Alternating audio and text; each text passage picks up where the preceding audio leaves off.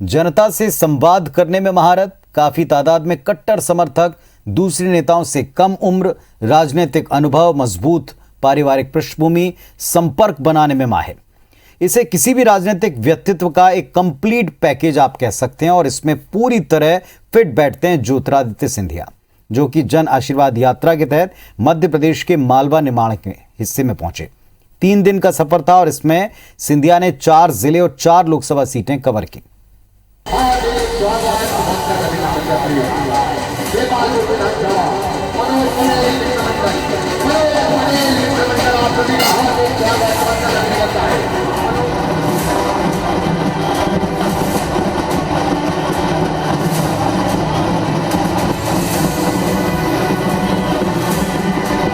ये तस्वीरें इंदौर की हैं, जहां आशीर्वाद यात्रा के दौरान बीजेपी सांसद ज्योतिरादित्य सिंधिया का जबरदस्त स्वागत किया गया। 18 किलोमीटर के दौरान सैकड़ों मंचों पर न सिर्फ सिंधिया का स्वागत हुआ, बल्कि ड्रोन से फूल बरसाए गए। मालवा में सिंधिया के इस शक्ति प्रदर्शन के बाद सियासत में नए समीकरणों को लेकर चर्चा शुरू हो गई। क्या ये ग्वालियर चंबल के बाद मालवा निमाड़ में सिंधिया की लोकप्रियता और बढ़ाने की कोशिश है? क्या इससे बीजेपी में सिंधिया की स्वीकार्यता बढ़ाई जा रही है? क्या 2023 के चुनाव में सिंधिया बीजेपी के बड़े चेहरे के तौर पर मैदान में होंगे? सवाल ये भी, क्या पिछले चुनाव में मालवा निमाड़ में शिकस्त खाने वाली बीजेपी सिंधिया के जरिए अपना जनाधार बढ़ा रही है? वैसे सत्ता और संगठन में सिंधिया समर्थकों को जिस तरह से जगह दी गई, उससे इतना तो समझा ही जा सकता है कि बीजेपी सिंधिया को बड़ी जिम्मेदारी के लिए तैयार कर रही है। वैसे खुद ज्योतिरादित्य सिंधिया इस बात से इनकार करते हैं। मेरी कभी राजनीतिक अभिलाषा नहीं, ना रही, ना थी, ना आज है, ना कभी है।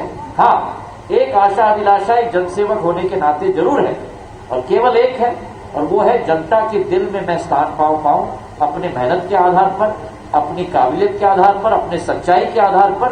ये मेरा मकसद जरूर है। भाजपा की सरकार है, केंद्र में भी महाराज बैठे हुए हैं, केंद्र से भी पैसा लाएंगे, मध्य प्रदेश से भी पैसा मिलेगा, हमारे क्षेत्र के विकास में 4 चांद लगाएंगे, बहुत विकास में। कांग्रेस में कुछ बचा नहीं है। कोई इतनी कांग्रेस को चिंता थी तो कांग्रेस की 15 महीने दुर्दशा क्यों होती? इन्होंने अपना घर उजाड़ दिया। अब इन पर चिल्लाने से कुछ नहीं है, केवल चिल्लाना बहानेबाजी है, कुछ नहीं कांग्रेस में। ये 16 महीने पहले की तस्वीर है, जब सिंधिया के साथ छोड़ने के कारण मध्य प्रदेश में बीजेपी की सरकार बनी और शिवराज सिंह चौहान ने मध्य प्रदेश के मुख्यमंत्री पद की शपथ ली।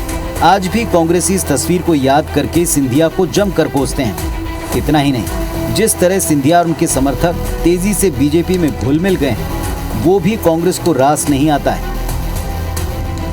एक वो व्यक्ति जिसके बल पे सरकार बनी और टिकी हुई है सौदेबाजी से, तो उसको महत्व मिलेगा ही।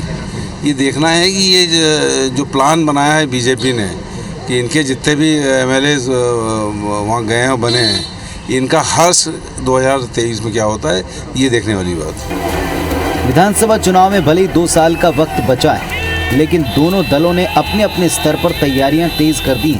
पार्टी संगठन को मजबूत करने के साथ साथ जातिगत समीकरण साधे जा रहे हैं और इसी हिसाब से बड़े नेताओं के अलग अलग क्षेत्रों में दौरे तय किए जा रहे हैं।